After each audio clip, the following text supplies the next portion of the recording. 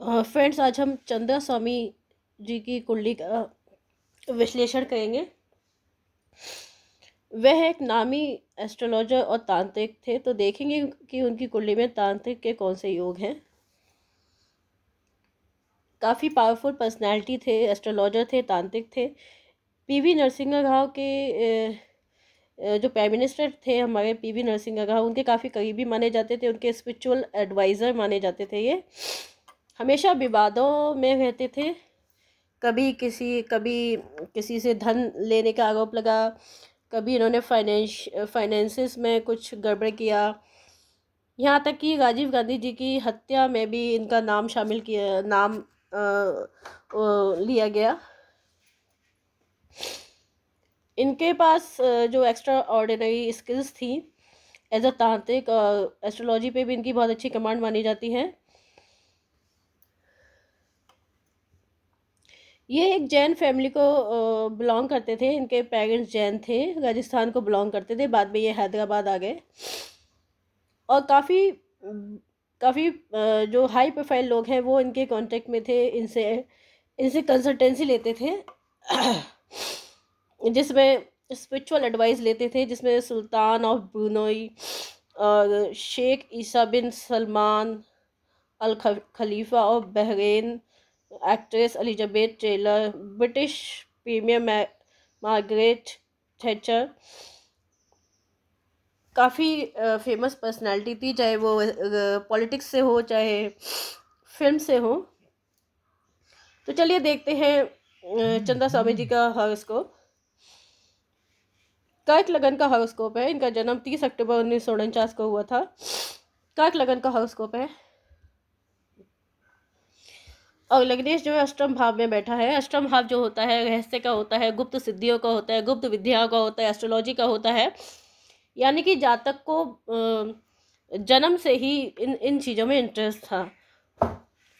Moon जो होता है हमारी बाल्यावस्था को रिप्रेजेंट करता है और चंद्रमा का यहाँ जाना, चंद्रमा हमारे माइंड को रिप्रेजेंट करता है। तो चंद्रमा का जाना यहाँ पे शो करता है कि जातक का इंटरेस्ट जो था वो बचपन से ही था इस तरह की चीज़ों में, गुप्त विद्याओं को जानने में, गुप्त सिद्धियों को सीखने में।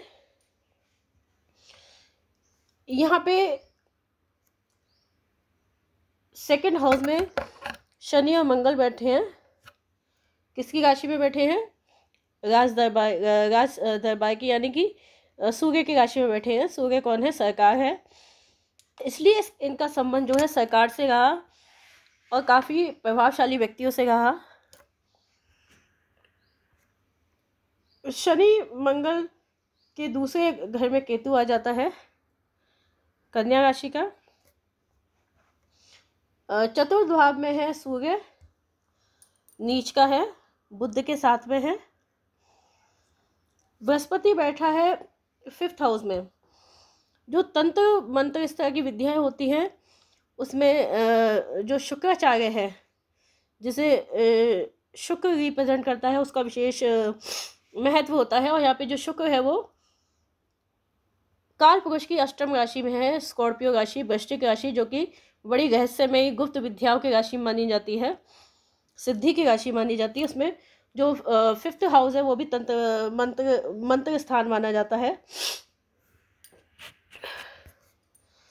यहाँ पे जो जुपिटर जो है सप्तम भाव में है। सप्तम भाव में बैठ के केतु के साथ संबंध बना रहा है, जो बताता है कि जातक जो है स्पिरिचुअली ओरिएंटेड माइंड का है बचपन से ही, पर नीच का होने के कारण ये अपनी जो विद्या है, जो ज्ञान है, जो नॉलेज है, उसका प्रयोग उसका मिसयूज भी करेंगे। राहु यहाँ पे जो है 9th भाव में बैठा है, 9वें घर में।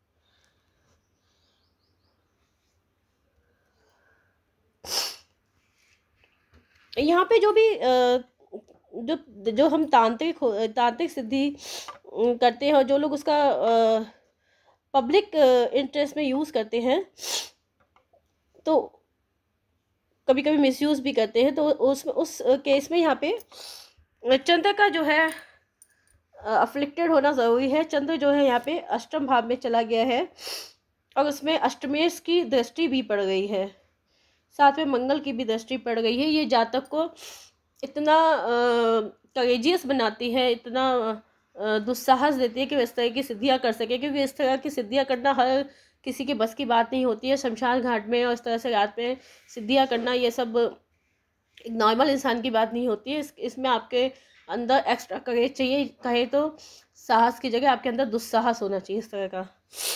यहाँ पे चंद्र से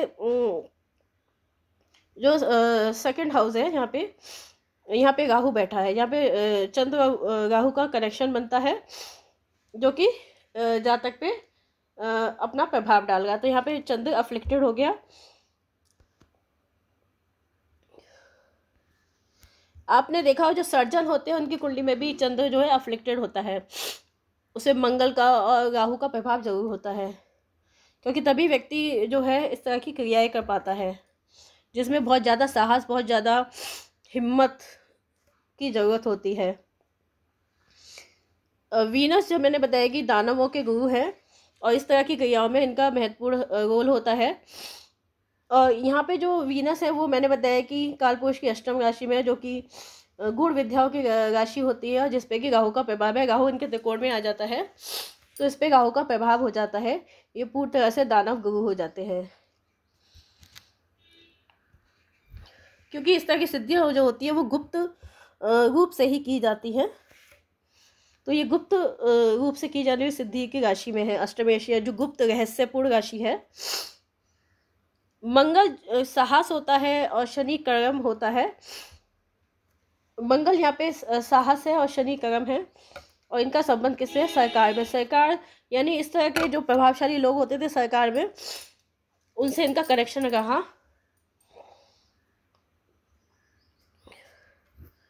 यहाँ पे क्योंकि सूर्य है वो भी अफ्लिक्शन में होना चाहिए, क्योंकि इस तरह की जो गुप्त विद्या है उनका प्रयोग धर्म के विरुद्ध होता है, और शनि जो वो सूर्य जो है धर्म का कारक होता है। तो यहाँ पे आप देख सकते हैं कि सूर्य जो है नीच का हो जाता है, सूर्य यहाँ पे नीच का हो गया है।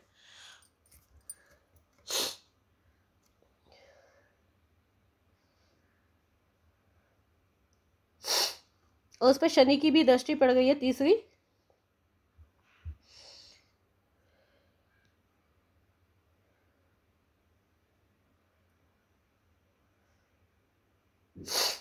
यहाँ पे जो सूर्य मंगल के आगे जो केतु आ जाता है, तो इससे शनि जो है वो यहाँ पे कमज़ोर हो जाता है। शनि यहाँ पे मंगल और केतु के साथ में होके बहुत कमज़ोर हो जाता है।